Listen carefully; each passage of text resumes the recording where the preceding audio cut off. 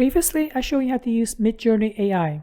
It is a pretty slick website that outputs a photo like this based on the text input that you enter. Since making that video, Midjourney AI is now no longer free. It requires a $10 minimum monthly subscription. I think $10 is still pretty reasonable, but we're going to take a look at this next AI tool. This is Nvidia Canvas. With this tool, there are several differences.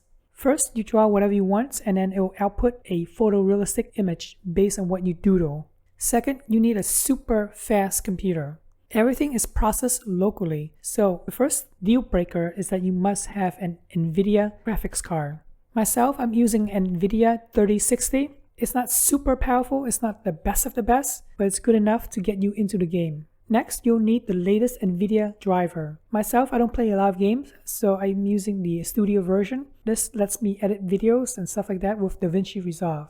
So assuming that you got the Canvas downloaded, you got the Nvidia card ready to go, and the latest driver, go ahead and download the beta. Once you download the beta, go ahead and install it. When you first open it up, it looks like this. For this video, we're going to be looking at the standard new file. Click on continue. On the left hand side, you got the tools that you'll be using. Right now we have the brush tool. On the right hand side, you have a bunch of materials. So right now, the canvas is filled with air or sky. This is color of the sky. Therefore, on the photorealistic side, you're seeing a picture of a sky. If you want variations of it, click here, here, click here.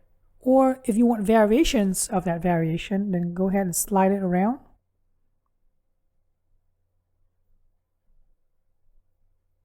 So I would say the first variation is kind of gloomy. The third variation of it is pretty dark. When we slide around, we can see more dark variety of it.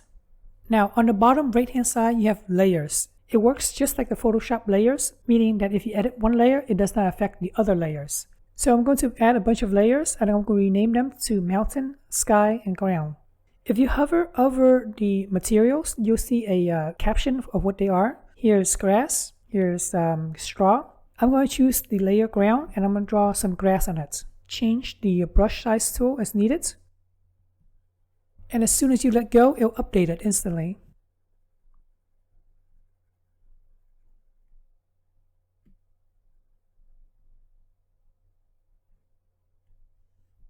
Remember, we're choosing the pretty dark variety, so go ahead and change to something sunny if you want, such as this.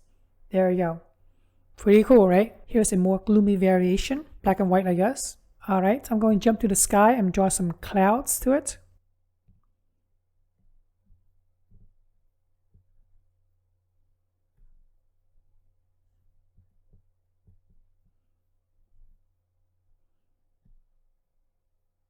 Wow, pretty nice. I'm going to jump to the mountain and I'm going to draw some mountains.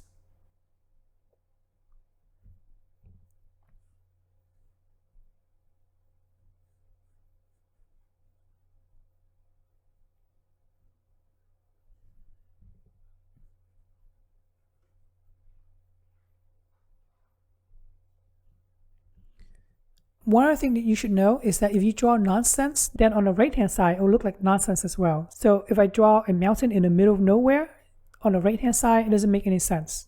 Go over to the left hand side and erase it. Here, if I erase this item in the mountain layer, it will only affect the mountain, as you can see. I can't erase the cloud because we're not in the cloud layer. If I try to remove the clouds in the mountain layer, it won't because that cloud is in the sky layer. Now, if you're satisfied with what you see on the right hand side, go ahead and export it. Name it whatever you want. And then choose the PNG file. Hit save. The output is 1024 by 1024, which is really low resolution. If you need to enlarge it, go ahead and follow my tutorial on how to enlarge any photo using Topaz Photo AI. Here's a really quick overview of what Topaz AI can do. On the left hand side is the photo that we get from Nvidia Canvas. On the right hand side is the Topaz tool doing its thing where it upscales it 4 times. It looks just incredible. Alright, hopefully you found this tutorial on how to use Nvidia Canvas useful. I really appreciate you guys subscribing to my channel and thanks for watching.